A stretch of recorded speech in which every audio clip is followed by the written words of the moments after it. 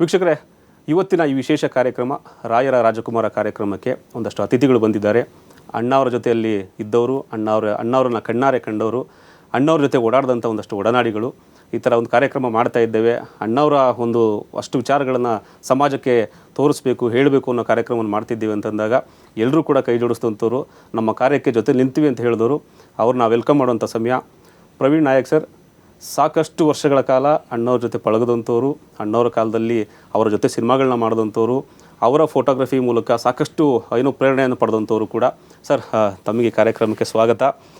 ಕರೆದ ತಕ್ಷಣ ಕಾರ್ಯಕ್ರಮಕ್ಕೆ ಬಂದ್ರಿ. ಅಲ್ಲಲ್ಲಿ ಸಣ್ಣ ಪುಟ್ಟ ಪೋಸ್ಟ್ಪೋನ್ಗಳಾಯಿತು, ಸೊ ಆದರೂ ಕೂಡ ಬಂದಿರಿ. ಥ್ಯಾಂಕ್ ಯು ಸರ್, ಕಾರ್ಯಕ್ರಮ ಬಂದಿದ್ದಕ್ಕೆ. ಒಳ್ಳೆಯದಾಗಲಿ. Thank you sir. ಇನ್ನು ಅಣ್ಣಾವರ ಜೊತೆಯಲ್ಲಿ ಸಾಕಷ್ಟು ವರ್ಷಗಳ ಕಾಲ ಇದ್ದಂಥ ಮೇಕಪ್ ಮ್ಯಾನ್. ಸಾಮಾನ್ಯವಾಗಿ ಮೇಕಪ್ ಮಾಡಬೇಕಾದ್ರೆ ಸಾಕಷ್ಟು ಚರ್ಚೆಗಳಾಗುತ್ತೆ. ಆ ರೀತಿಯ ಚರ್ಚೆಗಳಲ್ಲಿ ಪಳಗಿ ಸಣ್ಣ ಸಣ್ಣ ಕುತೂಹಲಗಳನ್ನು ಬೆಳೆಸಿದಂಥ ದಿನೇಶ್ ಅವರು ಅಣ್ಣವ್ರ ಜೊತೆ ಸಾಕಷ್ಟು ವರ್ಷಗಳ ಪಳಗದಂಥವ್ರು. ಸರ್, ದಿನೇಶ್ ಸರ್, ಕಾರ್ಯಕ್ರಮಕ್ಕೆ ತಮಗೂ ಸ್ವಾಗತ. ನಮಸ್ಕಾರ. ನಮಸ್ಕಾರ ಸರ್. ಹಾಗೆ ಮತ್ತೊಬ್ಬರು ವಿಶೇಷ ಅತಿಥಿಗಳಿದ್ದಾರೆ. ಇವರು ಅಣ್ಣವರ ಜೊತೆಯಲ್ಲೇ ಬೆಳೆದು ಬಂದಂಥವ್ರು. ಅಂದರೆ ಇವರು ಹುಟ್ಟಿದಾಗ ಅಣ್ಣವರು ಎತ್ಕೊಂಡಿದ್ರು ಅಂತೇಳಿ ಅವ್ರು ಹೇಳಿದಾಗ ನಮಗೆಲ್ಲ ಒಂಥರ ಮೈ ರೋಮಾಂಚನ ಆಯಿತು. ನಿಜಕ್ಕೂ ಆ ರೀತಿಯ ಅದೃಷ್ಟ ಯಾರಿಗೆ ಸಿಗುತ್ತೆ, ಎಷ್ಟು ಜನಕ್ಕೆ ಸಿಗುತ್ತೆ? ಅವರೇ green house Vasu sir. Sir, ಕಾರ್ಯಕ್ರಮಕ್ಕೆ ತಮಗೆ ಸ್ವಾಗತ. ನಿಜಕ್ಕೂ ತಾವು ಕೂಡ ಬ್ಯುಸಿ ಶೆಡ್ಯೂಲಲ್ಲಿ ಕಾರ್ಯಕ್ರಮಕ್ಕೆ ಬಿಡುವು ಮಾಡ್ಕೊಂಡು ಬಂದಿದ್ದಕ್ಕೆ TV5 ಕಡೆಯಿಂದ ಮೊದಲನೇದಾಗಿದ್ದ ಥ್ಯಾಂಕ್ ಯು ಸರ್. ಆ್ಯಂಡ್ ಮತ್ತೊಬ್ಬರು ವಿಶೇಷ ಅತಿಥಿಗಳು. ಇವರು ಅಣ್ಣವರಿಗೆ ಜಿಮ್ ಟ್ರೈನರ್ ಕೂಡ ಆಗಿದ್ದರು, ಅಪ್ಪೋರಿಗೆ ಜಿಮ್ ಟ್ರೈನರ್ ಕೂಡ ಆಗಿದ್ದರು.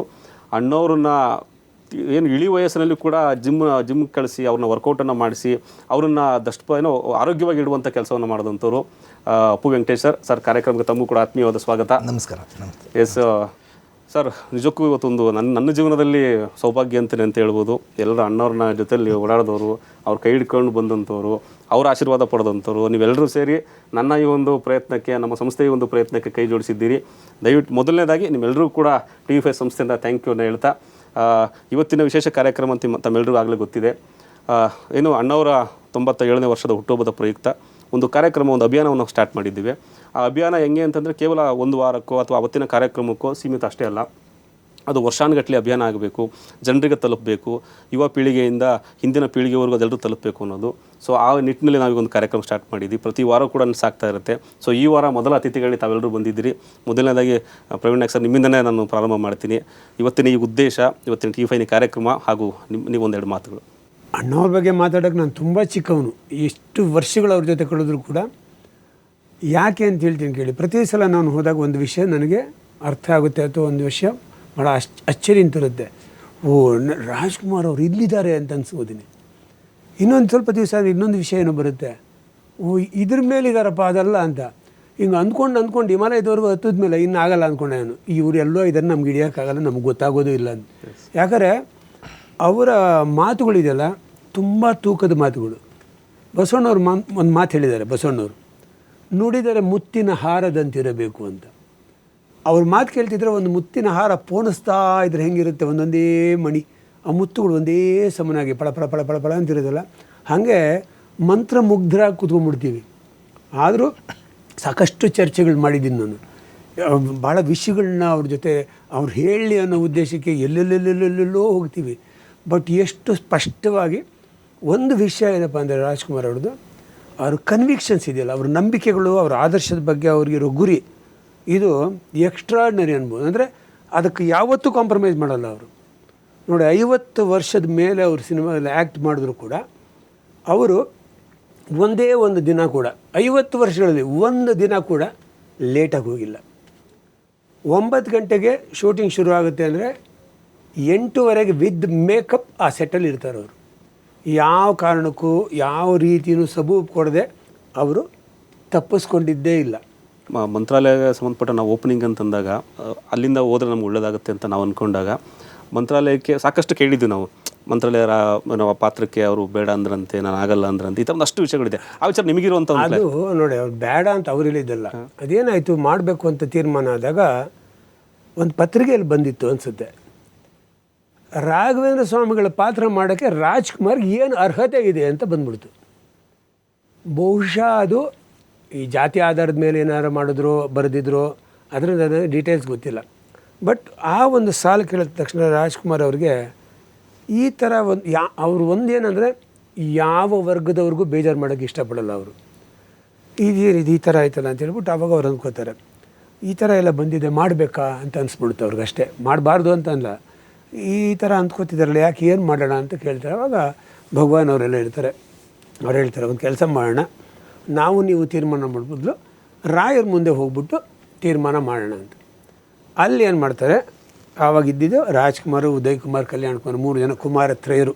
ಅವರು 3 ಜನರ ಹೆಸರುಗಳನ್ನ ಬೇರೆ ಬೇರೆ ಚೀಟಿಗಳಲ್ಲಿ ಬರೆದು ರಾಯರ ಮುಂದೆ ತೊಗೊಂಡಿಟ್ಟು ಒಂದು ಮಗು ಕೈಲಿ ತೆಗೆಸ್ತಾರೆ. ಮೊದಲನೇ ಸಲ ತೆಗಿತಾರೆ, ನೋಡಿದ್ರೆ ರಾಜ್ಕುಮಾರ್ ಅಂತ ಜಿ ವಿ ಅಯ್ಯರು ಅವರು ಇರ್ತಾರೆ. ಕರೆಕ್ಟು, ರಾಜ್ಕುಮಾರು ಭಗವಾನ್, ಆಮೇಲೆ ಜಿ ವಿ ಅಯ್ಯರು ಇರ್ತಾರೆ. ರಾಜ್ಕುಮಾರ್ ಅಂತ ಬಂದಿರುತ್ತೆ. ಸರಿ, ಇನ್ನೊಂದು ಸಲ ತೆಗಿಯೋಣ ಅಂತ ರಾಜ್ಕುಮಾರ್, ಅಲ್ಲ ಬಂತಲ್ಲ ಅಂತ, ಇಲ್ಲ ಇನ್ನೊಂದು ಸಲ ಹಾಕ್ಬಿಡೋಣ ಅಂತ. ಸರಿ, ತಿರ್ಗಾ ಹಾಕಿ ಕೊಟ್ಬಿಟ್ಟು ತಿರ್ಗಾ ತೆಗಿತಾರೆ, ರಾಜ್ಕುಮಾರ್ ಅಂತಲೇ ಬರುತ್ತೆ. ಆಯ್ತಲ್ಲ ಇನ್ನೇನು ಅಂತ, ಅಲ್ಲ ಮುಟ್ಟಿದ್ದಕ್ಕೆ 3 ಸಲ ಅಂತಾರಂತಲ್ಲ, ಇನ್ನೊಂದು ಸಲ ಹಾಕ್ಬಿಡಿ ಅಂತಾರೆ. ನೋಡಿ ಅವರು ಬಿಡಲ್ಲ ರಾಜ್ಕುಮಾರ್, ಮುಕ್ತಾಯ ನಂತರ ಮುಟ್ಟಿದ್ದಕ್ಕೆ 3 ಸಲ ಅಂತ ಮಾತಿದೆ, ಇನ್ನೊಂದು ಸಲ ಹಾಕ್ಬಿಡಿ ನೋಡಿ, ಅವ್ರಿಗೆ ಅದನ್ನು ಗಟ್ಟಿ ಮಾಡ್ಕೊಂಬೋಣ ಫಸ್ಟ್. ಅದು ನೋಡಿದ್ರೆ ರಾಜ್ಕುಮಾರ್ ನಾನು ಮಾಡೋದೇ, ಅವಾಗ ನಿರ್ಧಾರ ತಗೊಂಡಿದ್ದದು, ನಾನು ಮಾಡ್ತೀನಿ ಅಂತ ಒಂದೇ ಮಾತು, ಆಮೇಲೆ ಮುಗೀತು. ಇನ್ನೇ 6 ಮಾತು ನಾನು ಕೇಳಲ್ಲ ಅಂತ ರಾಯರು ಒಪ್ಪಿಗೆ ಕೊಟ್ಟಿದ್ದಾರೆ, ಮುಗೀತು. ನಮ್ದು ಕಾನ್ಸೆಪ್ಟ್ ಅಂದರೆ ರಾಯರ ರಾಜಕುಮಾರ ಅಂತೇಳಿ ಅಲ್ಲಿ ಆದಂಥ ನಿಮಗಾಗಿರುವಂಥ ಅಷ್ಟು ಅನುಭವಗಳು. ಮಂತ್ರಾಲಯ ನಾನು ಹೋದಾಗ ಚೆನ್ನಾಗಿ ನೆನಪಿದೆ ನನಗೆ. ನಾನು ಮಂತ್ರಾಲಯ ದರ್ಶನ ಮಾಡಿಸಿದ್ದೆ ರಾಜ್ಕುಮಾರ್ ಅವರು. ಅಣ್ಣವ್ರ ಜೊತೆನೇ ಹೋಗಿ, ಅಣ್ಣವ್ರ ಅಕ್ಕವ್ರ ಜೊತೆನೇ ಹೋಗಿ ಮಂತ್ರಾಲಯ ನೋಡಿದ್ದೆ. ನಾವು ಮಂತ್ರಾಲಯ ನೋಡಿರಲಿಲ್ಲ. ಒಂದಿಷ್ಟು ಒಂದು ಬೃಂದಾವನ ಇತ್ತು, ಅದು ಒಂದು ಸೌಭಾಗ್ಯ. ಖಂಡಿತ ನಾವು ನೋಡಿರಲ್ಲ ಮಂತ್ರಾಲಯನ, ಅವ್ರ ಜೊತೆ ಹೋದ. ಯಾಕಂದರೆ ಎಪಿಸೋಡೇ ಅಲ್ಲಿ ಬರ್ತಾ ಇರೋದ್ರಿಂದ ಅಲ್ಲಿಗೆ ಮಂತ್ರಾಲಯಕ್ಕೆ ಹೋದು ನಾವು ಬೃಂದಾವನದಲ್ಲಿ ಸುತ್ತ ಎಲ್ಲ ಓಡಾಡಿದ್ವಿ. ನಮ್ಗೆ ಗೊತ್ತಿಲ್ಲ ಬೃಂದಾವನ ಅಂದ್ರೆ ಏನು ಅಂತಲೂ ಗೊತ್ತಿಲ್ಲ, ಅರಿವಿಲ್ಲ ನಮ್ಗೆ ಅದ್ರದ್ದು ಏನು ಅಂತ ಗೊತ್ತಿಲ್ಲ. ಅದ್ರದ್ದು ಅದ್ರ ಹಿಂದ್ಗಡೆನೇ ಇದ್ದಿತ್ತು. ಮಧ್ಯಾಹ್ನ ಸುಮಾರು ಒಂದು 3-3:30 ಗಂಟೆ 3 ಗಂಟೆ ಅಷ್ಟೊತ್ತಿಗೆ ಹೋಗಿದ್ದೀವಲ್ಲ. ಅಲ್ಲೇ ದೊಡ್ಡವರಿದ್ದರು, ದೊಡ್ಡ ಗುರುಗಳಿದ್ರು ಅವರು, ಹಿರಿಯರು, ಸುಮಿತೀಂದ್ರ ಸ್ವಾಮಿಗಳು, ಹೆಸರು ಸರಿಯಾಗಿ ಗೊತ್ತಿಲ್ಲ, ಹೇಳಬಾರ್ದು. ಅವರ ಎಲ್ಲರಿಗೂ ಅಲ್ಲೇ ಅವ್ರ ಜೊತೆ ಎಲ್ಲ ಕೂತು ಊಟ ಮಾಡಿಸಿ, ಆವಾಗ ಅವ್ರ ಎದುರುಗಡೆನೇ ಮಂತ್ರಾಲಯದ ಗುರುಗಳು ಹಾಕ್ಕೊಳ್ತಾ ಇದ್ದ ಪಾದುಕೆಗಳು ಅದೆಲ್ಲನೂ ನಾವು ನಮ್ಗೆ ಹೋದಾಗ್ಲೇ ಅವ್ರ ಜೊತೆ ಓದೋದಕ್ಕೆ ನಮ್ಮ ಅದೃಷ್ಟ ಏನೋ ಗೊತ್ತಿಲ್ಲ, ಅದನ್ನೆಲ್ಲ ಅವತ್ತೇ ನೋಡಿದ್ದು ನಾವು. ಫಸ್ಟ್ ಡೇನೇ ಅಷ್ಟನ್ನು ನೋಡಿದ್ದಾಯಿತು. ಯಾಕಂದ್ರೆ ರಾಜ್ಕುಮಾರ್ ಅವ್ರಿಗೆ ಅಂದರೆ ಏನಿದೆ ತಂದು ಅವ್ರಿಗೆ ಒಪ್ಸೋದು, ತೋರಿಸೋದು ಗುರುಗಳಿಗೂ ಕೂಡ ಅಷ್ಟೇ ಇಷ್ಟವಾಗಿದ್ದ ಒಂದು. ಯಾಕಂದ್ರೆ ರಾಜ್ಕುಮಾರ್ ಅಂದರೆ ಅಷ್ಟು ಇಷ್ಟ ಅವರಿಗೆ. ಹೌದು. ಯಾಕೆ ಅಷ್ಟು ಇಷ್ಟ ಆಯಿತು ಅಂತ ಹೇಳಿದ್ರೆ, ನಿಮಗೆ ಬ್ಯಾಂಗ್ಳೂರಲ್ಲಿ ಮಂತ್ರಾಲಯ ಮಹಾತ್ಮೆ ರಿಲೀಸ್ ಆದಾಗ ಗೀತಾಂಜಲಿ ಥಿಯೇಟ್ರ್ನಲ್ಲೂ ಕೂಡ ರಿಲೀಸ್ ಆಗಿತ್ತದು. ಬಹುಶಃ ನೀವು ಚಿತ್ರರಂಗದಲ್ಲಿ ಯಾವುದೇ ದೇಶದ ಚಿತ್ರರಂಗಕ್ಕೆ ಹೋದರೂ, ಎಲ್ಲೇ ಹೋದರೂ ಕೂಡ ಇಂಥ ಘಟನೆ ಒಂದು ನಡೆದಿರಲಿಕ್ಕೆ ಕಡಿಮೆ. ಗೀತಾಂಜಲಿ ಥಿಯೇಟ್ರ್ ಮುಂದೆ ಒಂದು ದೊಡ್ಡದು, ಒಂದು ಸ್ವಲ್ಪ ವಿಶಾಲವಾಗಿತ್ತು, ಒಂದು ಎಂಟ್ರೆನ್ಸ್ ಆಗಬೇಕಾದ್ರೆ ಆ ಲಾಬಿ ಬಂದು ಸ್ವಲ್ಪ ಜಾಗ ಇತ್ತಲ್ಲ, ಲಾಬಿ ಬಂದು ಮುಂದ್ಗಡೆ ಇತ್ತದು. ಅಲ್ಲಿಯೇ ಒಂದು ಬೃಂದಾವನ ಕಟ್ಟಿದ್ರು, ಒಂದು ಮಾಡೆಲ್ ಮಾಡಿ ಬೃಂದಾವನನ. ಪ್ರತಿಯೊಬ್ಬರು ಆ ಬೃಂದಾವನಕ್ಕೆ ಪೂಜೆ ಮಾಡಿ ಥಿಯೇಟ್ರ್ ಒಳಗಡೆಗೆ ಯಾರೂ ಚಪ್ಪಲ್ ಹಾಕೊಳ್ಳದೆ ಸಿನಿಮಾ ನೋಡಿದ್ದು ಚಿತ್ರ ಅಂತ ಹೇಳಿದ್ರೆ ಅದು ಮಂತ್ರಾಲಯ ಮಹಾತ್ಮೆ. ಇಡೀ ವರ್ಲ್ಡಲ್ಲಿ ಏಕೈಕ ಚಿತ್ರ ಅದೇ ಅನಿಸುತ್ತೆ. ಎಷ್ಟಿದೆಯೋ ಗೊತ್ತಿಲ್ಲ ಈ ಚಿತ್ರಗಳು. ಹಾಕಿರೋ ಶೂ ಬಿಟ್ಟು ಒಂದು ಕಡೆಗೆ ಇಟ್ಟು ಪೂಜೆ ಮಾಡಿ, ಹೌದು, ಮಂತ್ರಾಲಯ ಮಹಾತ್ಮೆ ನೋಡಿ ಹೊರಗಡೆಗೆ ಬಂದು ಅದೇ ರೀತಿಯಾಗಂತ ವಾಪಸ್ ಹೋಗ್ಬಿಟ್ಟು ಅಕ್ಷತೆ ತೊಗೊಂಡು ಹೊರಗಡೆ ಹೋಗ್ಬೇಕಾದ್ರೆ ಯಾವ ಮಟ್ಟಕ್ಕೆ ಆ ಚಿತ್ರ ಅವ್ರ ಮೇಲೆ ಪ್ರೇರೇಪಿಸ್ತು ಅಂತೇಳಿ. ಇದಕ್ಕೆ ಒಂದೇ ಒಂದು ಇದು ಮೀನಿಂಗು. ಅವ್ರ ಜೊತೆ ನಾನು ಹಲವಾರು ವಿಷಯಗಳು ಮಾತಾಡಬೇಕಾದ್ರೆ ಅವ್ರು ಒಂದು ವರ್ಡ್ ಹೇಳೋರು ಯಾವಾಗಲೂ, ಅದೃಷ್ಟ ಅದೃಷ್ಟ ಅಂತೇಳಿ. ಹೌದು ಹೌದು, ಎಷ್ಟು ಚೆನ್ನಾಗಿದೆ ನೋಡಿ ಪದ. ಹೌದು, ಅದೃಷ್ಟ ಅನ್ನೋದು ಅದೃಷ್ಟ ಅಂತ, ಯಾರು ಬೇಕಾದ್ರೂ ಬರ್ಬೋದು. ಅದೃಷ್ಟ ಅದೃಷ್ಟ ಅದಕ್ಕೆ ಇಷ್ಟಪಟ್ಟು ನಮ್ಮ ಜೊತೆಗೆ ಬಂದರೆ ಅದಕ್ಕೆ ಇಷ್ಟ ಇರೋಷ್ಟು ದಿವಸ ನಮ್ಮ ಜೊತೆ ಇರುತ್ತಂತೆ. ಅಂದರೆ ನಾವು ಹೇಗೆ ನಡೆಸ್ಕೊಳ್ತೀವಿ ಅದ್ರ ಮೇಲೆ. ಯಾಕೆ ಮಂತ್ರಾಲಯ ಮಹಾತ್ಮಕ್ಕೆ ಅದೃಷ್ಟದ ಹೊರಗಡೆ ಹೇಳಿದೆ ಅಂತ ಹೇಳಿದ್ರೆ, ನಾನು ಕನೆಕ್ಟಿಂಗ್ ಹೆಂಗಾಗುತ್ತೆ ನೋಡಿ. ಒಂದು ಈ ಚಿತ್ರರಂಗಕ್ಕೆ ಬರಬೇಕಾದ್ರೆ ಒಂದು ಕನೆಕ್ಷನ್ ಬೇಕು. ಎಲ್ಲಿಂದ ಕನೆಕ್ಷನ್ ಸ್ಟಾರ್ಟ್ ಆಗುತ್ತೆ? ಅವರು ಚಿಕ್ಕವರಾಗಿದ್ದಾಗ ಅವ್ರ ತಂದೆಯವರು ಭಾಳ ಪ್ರಚಲಿತರಿದ್ದರು. ಅವರು ಪುಟ್ಟಸ್ವಾಮಿಗೌಡರು ಅಂತಂದರೆ, ಅವರು ಪುಟ್ಟಸ್ವಾಮಿಯವರು, ಸಿಂಗಂದವ್ರು ಪುಟ್ಟಸ್ವಾಮಿಯವರು ಅಂದರೆ ನಾವು ನೋಡಿಲ್ಲ, ನಮ್ಮ ತಾಯಿಯವರು ಹೇಳೋರು. ಆ ಮೀಸೆ, ಆ ಜುಬ್ಬ, ಮಲ್ ಜುಬ್ಬ, ಕಚ್ಚೆ. ಅವರು ಸಂಗೀತ ನಾಟಕದ ಪ್ರಾಕ್ಟೀಸ್ಗಳು ಮಾಡಿಸ್ತಾ ಇರಬೇಕಾದ್ರೆ ಚಾಮರಾಜನಗರದ ಪಕ್ಕದಲ್ಲಿ ಒಂದು ಊರು ಇರುತ್ತೆ, ನಾಗೋಳ್ಳಿ ಅಂತೇಳಿ. ಅಲ್ಲಿ ಒಂದು ಮನೆಗೆ ಊಟಕ್ಕೆ ಕರೀತಾರೆ, ಒಂದು ಮದುವೆ ನಡೀತದೆ ಅಲ್ಲಿ. ಆ ಮದುವೆ ಕರೆದಾಗ ಅಲ್ಲೆಲ್ಲ ಊರುಗಳಲ್ಲಿ ಯಾವುದು ಇರಲ್ವಲ್ಲ, ಯಾವುದೇ ಥರದ ಬೇರೆ ಮೀಡಿಯಾಗಳಿರಲ್ಲ. ಇವ್ರ ತಂದೆಯವ್ರು ತುಂಬ ಚೆನ್ನಾಗಿ ಹಾಡೋರು. ಎಲ್ಲರೂ ಒಟ್ಟಾಗಿ ಕೂತ್ಕೊಂಡಾಗ ಇವ್ರು ಹಾಡ್ತಾರೆ, ದೇವ್ರ ಹಾಡುಗಳೆಲ್ಲ ಹಾಡ್ತಾರೆ. ಭಾಳ ವಿಶೇಷ ಇವ್ರ ಕಂಠ ಇವ್ರದ್ದು. ಹಾಡಿ ಆಗೊತ್ತಲ್ಲ ಅವ್ರ ಮನೇನ ಯಾರಪ್ಪ ಅಂದರೆ ಅವ್ರ ಅಪ್ಪನ ಹೆಸರು ವೆಂಕಟಪ್ಪ ಅಂತೇಳಿ ಕುಂಬಾರರವರು. ಓಕೆ. ವೆಂಕಟಪ್ಪನವರು ಅಂತೇಳಿ ಅವ್ರ ಹೆಸರು. ಅವ್ರೇನು ಮಾಡ್ತಾರೆ, ಇಷ್ಟು ದೊಡ್ಡ ನೀವು ಶರೀರ ಇದೆ, ಇಷ್ಟು ದೊಡ್ಡ ಶಾರೀರ ಇದೆ ನಿಮಗೆ. ಇವರು ಗುಬ್ಬಿ ಕಂಪ್ನಿನಲ್ಲಿ ಒಂದು ಲಿಂಕ್ ಇರುತ್ತೆ ಇವ್ರಿಗೆ. ಅಲ್ಲಿ ಏನೋ ವೆಲ್ಡಿಂಗ್ ಕೆಲಸ ಮಾಡೋದೆಲ್ಲ, ಸೆಟ್ ಕಿಟ್ಟಲ್ಲಿ ಕೆಲಸ ಮಾಡೋದು, ವೆಲ್ಡಿಂಗ್ ಕೆಲಸ ಮಾಡೋದಕ್ಕೆ ರೆಸ್ಪಾನ್ಸಿಬಿಲಿಟಿ ಇವ್ರಿಗೆ. ನೀವು ಬನ್ನಿ, ನಾನು ನಿಮ್ಮನ್ನು ಗುಬ್ಬಿ ಕಂಪ್ನಿ ಕರ್ಕೊಂಡೋಗಿ ನಿಮ್ಮನ್ನು ಪರಿಚಯ ಮಾಡಿಸ್ಬೇಕು, ಇಂಥ ಕಲಾವಿದರು ಹೀಗಾಗಬಾರ್ದು ಅಂತೇಳಿ ಅವ್ರ ಪ್ರೇರೇಪಣೆ ಮಾಡಿ ಅವ್ರನ್ನ ಕರ್ಕೊಂಡೋಗಿ ಗುಬ್ಬಿ ಕಂಪ್ನಿ ಕರ್ಕೊಂಡು ಹೋಗ್ತಾರೆ.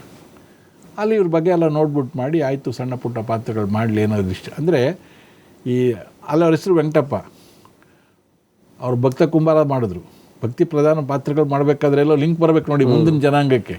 ಈಗ ಮಂತ್ರಾಲಯದೇ ಮಾಡಿದ್ರು. ಮಂತ್ರಾಲಯದಲ್ಲಿ ಕರ್ನಾಟಕದಲ್ಲಿ ನಮಗೆ ಗೊತ್ತಿಲ್ಲ ರಾಘವೇಂದ್ರ ಸ್ವಾಮಿ ಯಾರು ಅಂತ ಹೇಳಿದ್ರೆ ಈಗಲೂ ನಾವು ಹೇಳೋದು ರಾಜ್ಕುಮಾರ್ ಅವರು ಅಂತಾರೆ. ಯಾಕಂದ್ರೆ ನಾವು ಬೇರೆ ಯಾರೂ ನೋಡಲಿಲ್ಲ, ಬರೋದು ಇಲ್ಲ ನಮಗೆ, ಇಮಿಡಿಯೇಟ್ ಬರೋದೇ ಅದು.